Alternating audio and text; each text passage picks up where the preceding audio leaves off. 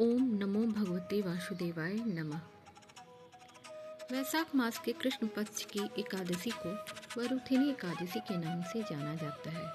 यह सौभाग्य देने वाली, सब पापों को नष्ट करने वाली तथा अंत में मोक्ष देने वाली है। वरुथिनी एकादशी का व्रत करने से मान्यता है कि धन की कमी को पूरा करने में यह व्रत बहुत प्रभावी माना जाता है। वरुथिनी एकादशी के दिन भगवान विष्णु के वराह रूप की पूजा की जाती है। वरुथिनी एकादशी के व्रत से अन्नदान तथा कन्यादान दोनों के बराबर फल मिलता है।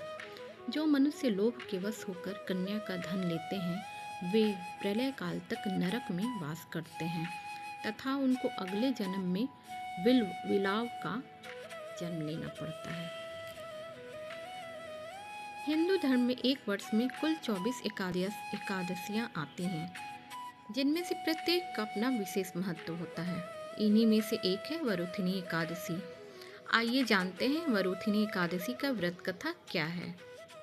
भविष्य पुराण के अनुसार एक समय राजा मांधाता नर्मदा नदी के तट पर स्थित अपने राज्य में धर्म और न्याय के साथ शासन करते थे।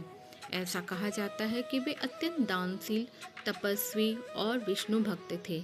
एक बार वे राज्य के कार्यों से दूर होकर वन में तपस्या करने चले गए और तपस्या के समय जब वे गहन ध्यान में लीन थे तभी अचानक एक जंगली भालू आया और उनके पैर को चबाने लगा।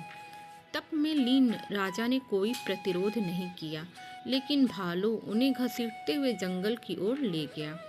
राजा मांधाता ने हृदय से भगवान विष्णु का स्मरण किया और पीड़ा से कराहते हुए भी उन्होंने अपनी तपस्या और श्रद्धा नहीं छोड़ी। उनकी प्रार्थना सुनकर भगवान विष्णु प्रकट हुए और उन्होंने भालू का वध कर दिया। मगर तब तक भालू राजा का एक पैर पूरी तरह चबा चुका था और राजा इस बात से बहुत दुखी थे। भगवान विष्णु ने उन्हें सांत्वना दी और कहा कि वे मथुरा